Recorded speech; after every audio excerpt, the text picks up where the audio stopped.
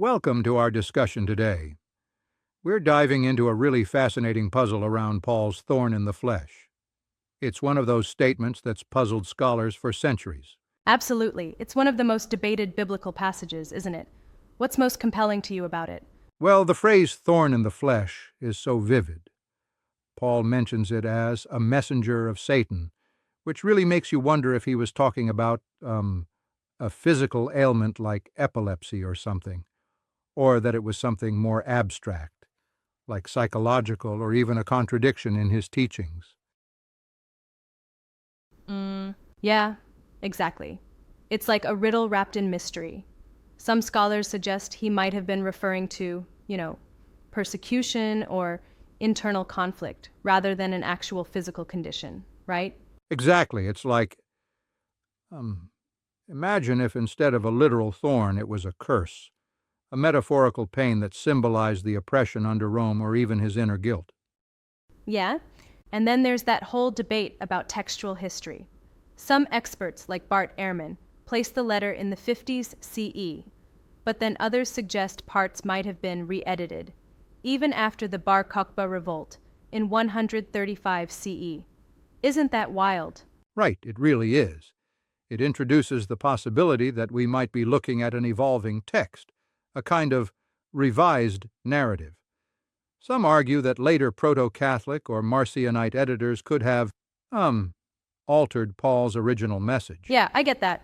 So, could it be that this thorn is not entirely Paul's own confession, but rather a modification meant to, say, humanize or domesticate his radical portrayal as an apostle of grace? Exactly. And that's what some scholars like Winsome Monroe or Herman Dietering have argued. They propose that this passage might have been tampered with, possibly to align Paul's image more closely with a later Orthodox view. Right. It really makes you question. Was Paul actually tormented by a personal spiritual crisis? Or was it like, an editorial layer added to bolster a particular theological agenda after his time? Yes, and that's a key point. Some modern interpretations even go as far as to suggest that the thorn symbolizes an internal conflict, a struggle between his Jewish heritage and his mystical Christ experience. Interesting. So it's as if by referring to a messenger of Satan, he's distancing the source of his suffering from God, almost like an attempt to deflect blame. What do you make of that? That's another layer. This deliberate attribution to Satan could also serve to propose that his suffering wasn't divinely ordained, but rather a human or even systemic trauma, maybe tied to the persecution under Yeah. Rome or rival factions. And speaking of rival factions, aren't there theories that this thorn might have represented a rival missionary, or even the so-called super apostles of Jerusalem? Yes, absolutely. Some scholars believe that the thorn was a metaphor for an ongoing rivalry, a sort of psychosocial conflict, like a constant challenge from another faction that undermined his work. That's a very intriguing take, almost like a historical soap opera, where competing groups are struggling over apostolic authority. But isn't there also an angle where the thorn is tied to Gnostic ideas? Right. That's a pretty radical interpretation.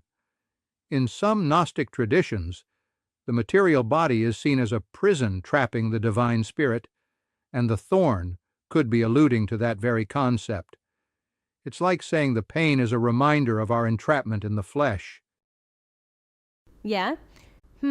So if we entertain that line of thought, the thorn isn't just a personal affliction, but a representation of the human condition in its darkest, most oppressive form. Exactly. And if you add in the possibility that the passage was re-edited by later editors, maybe even those trying to make Paul seem more orthodox, the meaning becomes layered further. It could have gone from being a mystical, personal struggle to a rhetorical tool to highlight his piety. Yeah, interesting.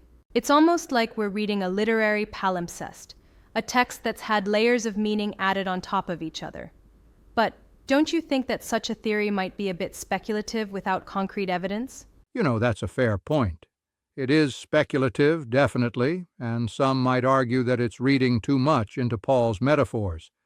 But the very fact that these interpretations exist shows how rich and ambiguous the text is. Sure, and it makes me wonder, if Paul's Thorn was reinterpreted over centuries, what does that say about our understanding of early Christian texts as a whole? It suggests that our biblical texts are not static. They're very much products of their time, constantly influenced by political, social, and theological pressures over the centuries. Right.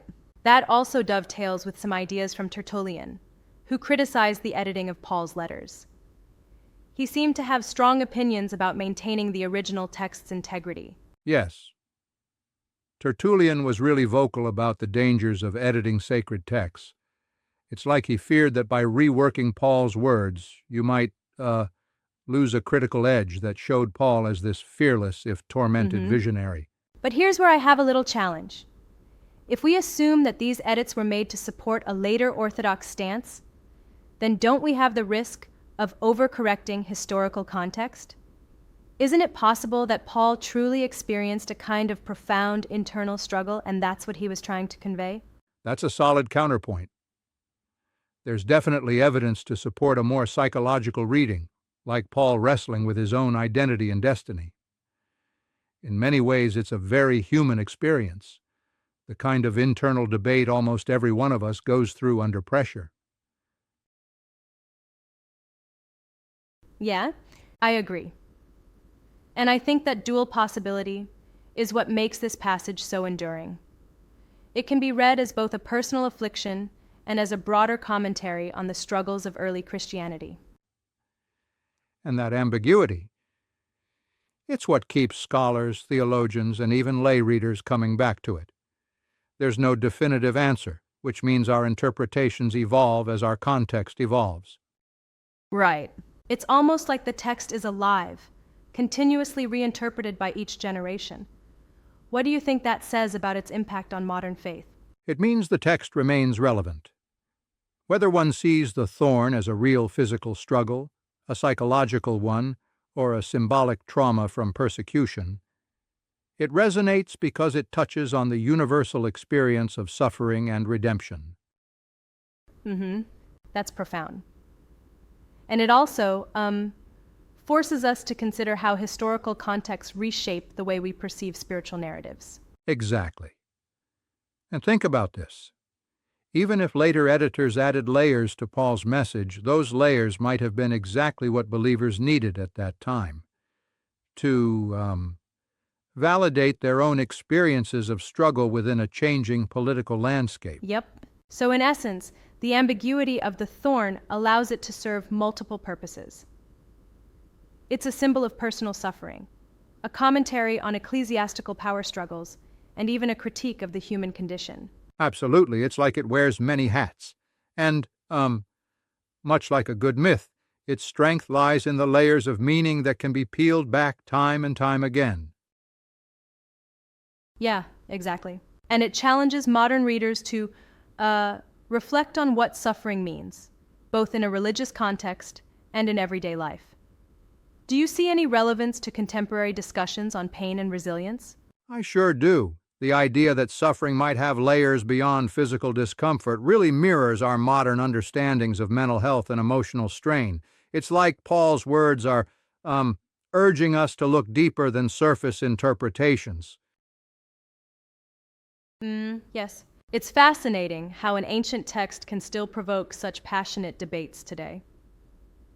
Do you think these discussions help bridge the gap between scholarly interpretation and personal faith? Definitely. When you see texts that invite diverse interpretations, it encourages believers and scholars alike to engage in ongoing dialogue about faith, suffering, and the human spirit. Yeah, right. And perhaps that's exactly what keeps these ancient writings from becoming irrelevant. As long as they continue challenging us to think, question, and, well, feel.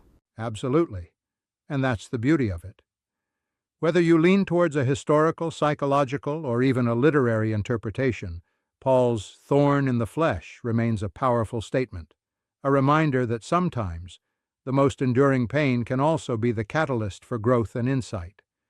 Indeed, Thanks for this enlightening discussion. It's been a thrilling exploration of a passage that's as enigmatic as it is influential. Thank you. It's been a deep dive indeed.